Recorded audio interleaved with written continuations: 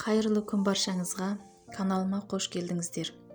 Бүгін сіздермен тез әрі оңай дайындалатын, үлпілдеген жұмсақ, дәмі тіл үйіретін, иісі мұрынды жаратын осындай әдемі алма пирогының жасалу жолымен бөлісетін боламын.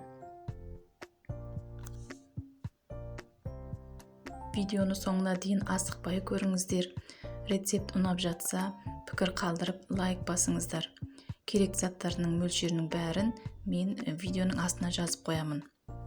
Бізге керек болатыны алма, ұн, сары май, қант, сұйық май, ванилин, қопсытқыш, корица және айран керек. Айранның орнына биоз қолдансаңыз да болады.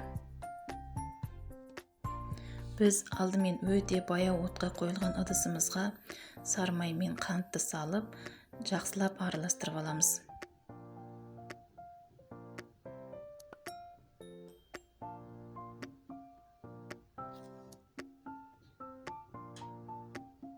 Отымыз міндетті түрде өте баяу болу керек.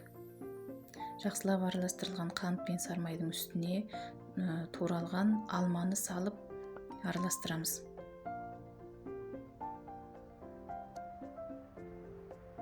Осылайша жақсылап араластырып, оны 10-15 минутқа осылай отта қалдырамыз.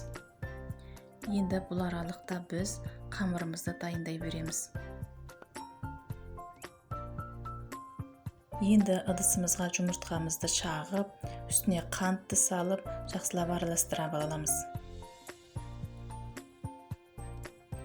Мен қолмен араластырдым, сіздер миксер қолдансаңыздар да болады.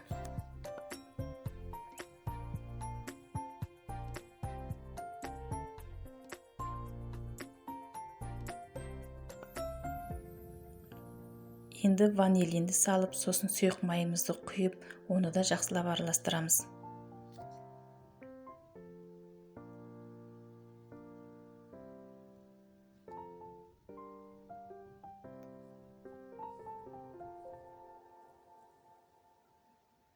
Айранды құямыз.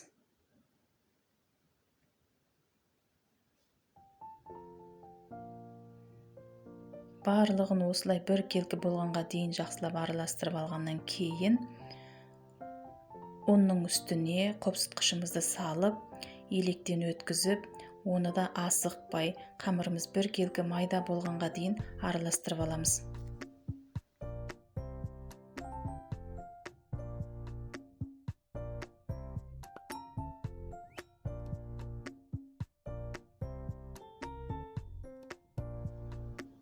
Неке бізде өте қою емес, өте сұйық емес, бір келкі қамыр дайын болды.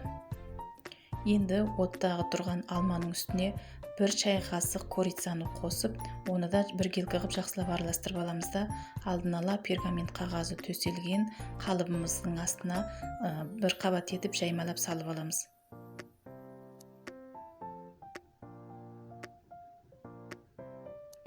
Енді оның үстіне дайын болған қамырымызды құямыз да, шет-шеттеріне бәрін жаймалап шығамыз.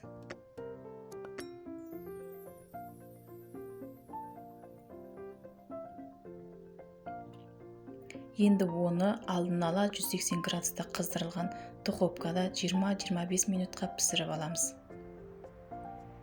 Мінекей піскен пирогымыздың астын үстіне қаратып аударамыз.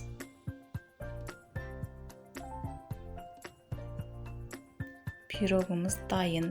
Енді қалаған формаңызда кесіп, дастарханға ұсына беруіңізге болады.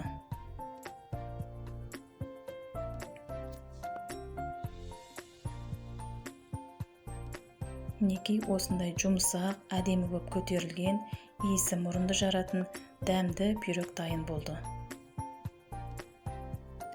Рецепт ұнап жатса, лайк басып пікір қалдырыңыздар. Каналыма тіркелуді ұмытпаңыздар.